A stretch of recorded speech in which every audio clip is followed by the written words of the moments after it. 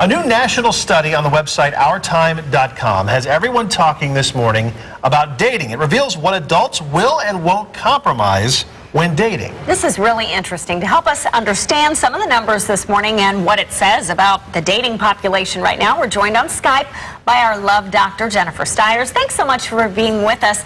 Okay, this was really interesting to me. 1/3 of adults approve of snooping through their partner's phone for texts, emails, and voicemails. Is that okay? I guess so, by 1/3 of the people, right? Yeah. You know, one thing about this study is that we're looking at, I think, a more liberal society in dating, and it goes across generations. It's 18 to 55. I mean, people are just becoming a little bit more accepting of some of the challenges that we're facing in dating. Do you think if the trust is broken down to the point where you have to snoop through your partner's phone that, I mean, it's even worth dating or being married to that person? That would be my personal opinion. If we have to check up on somebody, the trust is already broken, and that's the foundation that holds together a relationship. So I definitely think you already have a problem if you're having to snoop through a phone or Facebook or email or anything like that. Yeah, the trust, it's like once you break the trust, it's all downhill after that. What about older people and health? The survey revealed some pretty interesting numbers on this as well.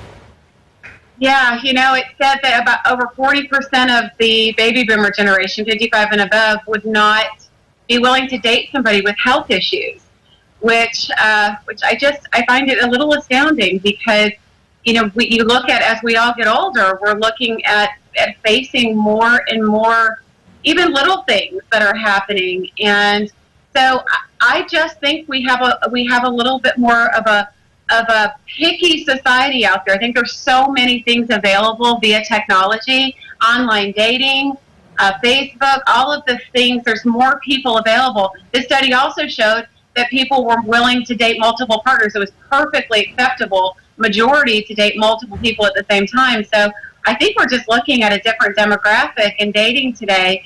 It's not traditional anymore. We're in a different generation where kind of a lot goes, and there's a lot of leniency in dating. You mentioned that people are being choosier, but maybe a little less superficial, because 65% are saying they wouldn't date anyone with a health problem over the age of 55.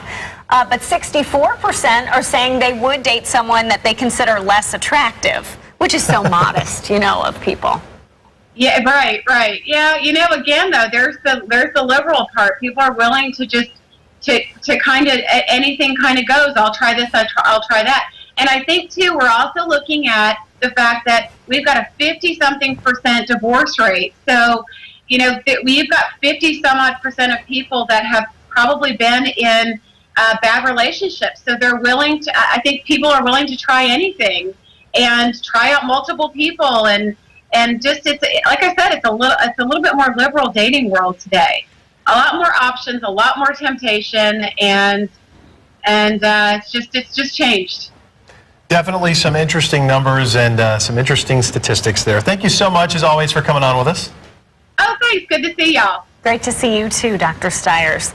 42% won't date outside their race, and 42% would work things out with an unfaithful partner.